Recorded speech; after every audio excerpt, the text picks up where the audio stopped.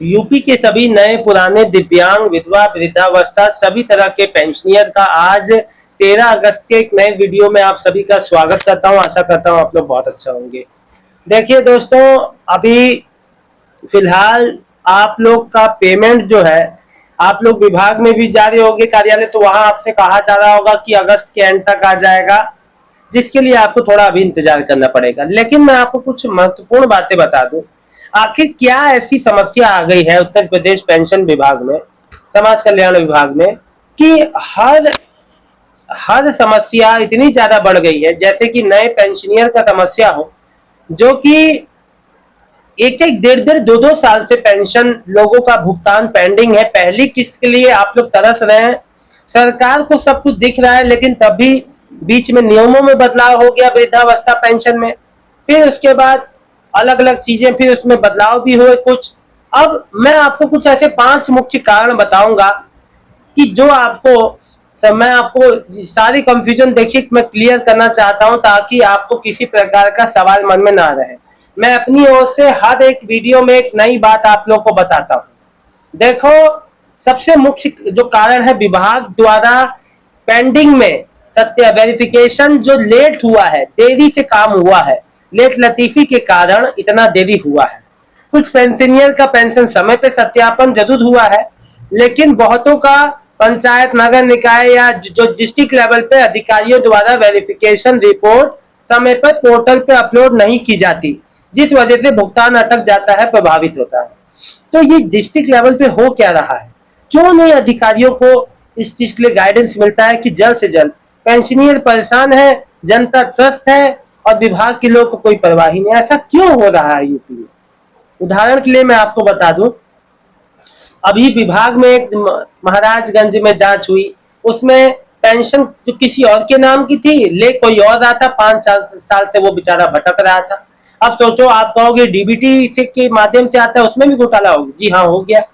और मैं आपको बताता हूँ, फिरोजाबाद में 40,000 से ज्यादा वृद्ध और जो निराश्रित महिलाओं के पेंशनियों का सत्यापन की रिपोर्ट जो पेंडिंग होने की जो जानकारी अभी सामने आई थी, फिरोजाबाद में 40,000 से पेंडिंग है एप्लीकेशन, जो कि विभाग में पेंडिंग पड़े डिस्ट्रिक्ट लेवल पे। अब बताइए कि कौन करेगा? सरकार विभाग करेगी, लेकिन लेट लतीफी के कारण आम जनता को समस्या झेलना पड़ रहा है। मेरे माननीय योगी सरकार से हाथ जोड़ के विनती है कि अधिकारियों को निर्देशित करें कि जल्द से जल्द भुगतान हो।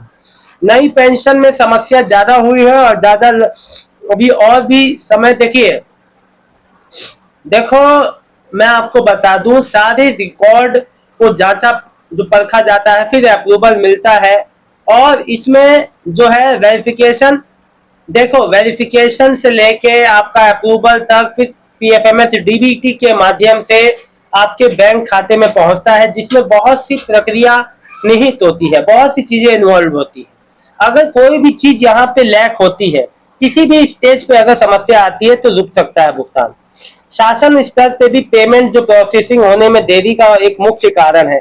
ताजा उदाहरण मैं आपको बता दूं, बलरामपुर का है, जहां लगभग 15,000 वृद्धावस्था पेंशन लाभार्थियों का भुगतान जनवरी 2026 से पेंडिंग हो गया है। जिला समाज कल्याण विभाग के अनुसार भुगतान की प्रक्रिया शासन स्तर पर चल रही है, लेकिन इससे पता चलता है कि मामलों में जिला स्तर पर लाभार्थियों का पात्र होने के बावजूद अलग पेमेंट रिलीज चरण जो पेंडिंग है, पेमेंट रिलीज ही नहीं हुआ है। शासन की ओर से ही देरी हो रही है। और एक और गलती सबसे बड़ी आप लोग की, बैंक में डीबीटी के थ्रू जो गलती होती है, वो अलग समस्या बन जाती है, जिसमें आपका कोई भी डेटा मिसमैच हो गया, आपकी पहले किस्त आना रुक जाएगा, आपका काम ही नहीं बढ़ेगा आगे। अब कहोगे क्यों नहीं बढ़ेगा? भाई सारी चीजें कंप्यूटराइज है, सब कुछ ऑटोमेटेड सिस्टम के थ्रू हो रहा है। आप एक गलती आपने की नहीं, अब वहां काम रुका नहीं आपका। तो अपनी ओर से कोई गलती ना करें। पेंशनियर सीधे बैंक खाते में जाते हैं, जो पेंशन आपकी बैंक खाते में जाती है, तो आप देखो, बैंक से भी जानकारी पूरी जो मतलब कि प्रमुख तौर पे बैंक आपका जो आपकी अमाउंट आता है उसको कैरी करता है। बैंक आपको पैसा नहीं देता है, सरकार की ओर से पैसा आता है। तो बैंक की मेन रूप से बैंक का यहाँ एक ही रोल होता है कि वो डीबीटी एनपीसीआई की व्यवस्था करता है, जिसके थ्रू आपकी पेमेंट आती है। ठीक है ना? अगर वो आपका बंद है तो उस केस में बस समस्या आएगी। नाम और बेनिफिशियरी रिकॉर्ड में गलती, जो मैंने आपको बताया, यह भी वास्तविक समस्या है। हाल ही में गाजीपुर के एक जैसे नाम के कारण पेंशन गलत लाभार्थी के खाते में जाने का मामला सामने आया और विभाग ने कार्रवाई की इस पे। इसलिए नाम, पिता पति का नाम, आधार और बैंक रिकॉर्ड में छोटी सी समस्या भी महत्वपूर्ण, बहुत बड़ी साबित हो सकती है। मैं आपसे 1000 बार ये हाथ जोड़ के बात कहता हूँ। पुरानी पेंशन वालों की अलग समस्या है कि उनका बेनिफिशियरी स्टेटस सब सही है फिर भी पेमेंट नहीं आया, डीबीटी सही फिर भी पेमेंट नहीं आया, पेमेंट उनका जो हुआ है जनरेट की नहीं हुआ है, पेमेंट फेल हो गया, रिजेक्ट हो गया, किसी कारण से पात्रता की दोबारा उनके पास जांच हुई है, उसमें जांच में उनका अपात्र पाया गया, रिजेक्ट हो गया, है ना। देखो एक बात आपको बता दूं कि सरकार जो है, जो मैं आपको एक मुख्य बात बता दूं कि देखो जो 1 से 1.5 साल से जो पैसा नहीं आया है, उसमें आपको बता दूं कि इसमें मेन समस्या एक जगह से नहीं है, विभाग में कई स्टेप पे यहाँ समस्या है, जिस वजह से जो आपका सब कुछ आपने अप्लाई कर दिया, सब कुछ स्टेटस सही दिख रहा है, लेकिन भुगतान आपके प्रभावित है। इसमें शासन, जो प्रशासन और जो सेंट्रल गवर्नमेंट की ओर से भी जो भुगतान आता है, वो भी इसके लिए कहीं ना कहीं यहाँ पे जिम्मेदारी होती है, समस्या होती है। देखो एक बात आपको बता दूं, और इसमें कोई भी आपको किसी भी प्रकार की कोई समस्या आती है तो आप लोग जरूर बताइएगा। मैं आपके कमेंट का जवाब देने के लिए रोज यहाँ डेली आता हूँ, आप लोग के कंफ्यूजन दूर करने के लिए आता हूँ।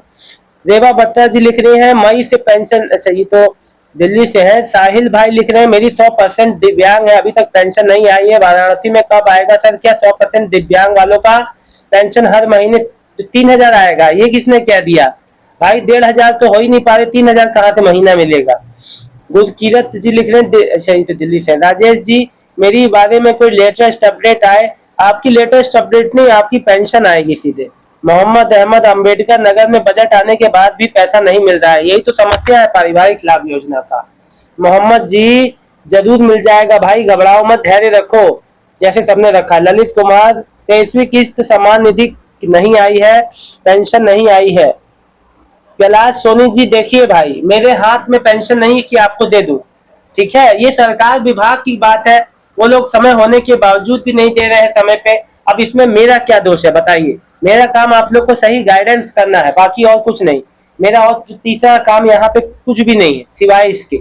इसलिए परेशान ना हो, मैं आपका दुख दर्द समस्या गुस्सा सब समझता हूँ, लेकिन विभाग को भी इस चीज को समझना चाहिए कि आप लोग का समय पे भुगतान गवर्नमेंट करे, ताकि आप लोग को किसी भी प्रकार का असुविधा का सामना ना करना पड़े। इतनी सारी समस्याओं के बाद भी सामाजिक सुरक्षा पेंशन को लेके सरकार की चुप्पी, ये मुझे सही नहीं लग रही। ना पेंशन बढ़ने को लेके सरकार ने कुछ अभी दावा किया है इसको कि हाँ इस समय तक, अरे 15 अगस्त पे ही कुछ अच्छी खबर दे देते। हफ्ते भर 10 दिन में जो भी आपकी समस्या उसका समाधान हो जाएगा। पेंशन जो रुके हुए हैं रक्षाबंधन से पहले आने हैं और 15 अगस्त के बाद, अब देखना लाजमी है जब से आए। आप लोग कोई भी समस्या हो इस बीच आप लोग मुझे संपर्क जरूर कीजिएगा। पेमेंट आपका आता है जैसे ही वैसे मैं आपको वीडियो के थ्रू जरूर बताऊंगा। बहुत बहुत धन्यवाद यूपी की सभी नए पुराने दिव्यांग पेंशनर का, विधवा, वृद्धावस्था, पारिवारिक लाभ योजना से जुड़े सभी लाभार्थियों का धन्यवाद।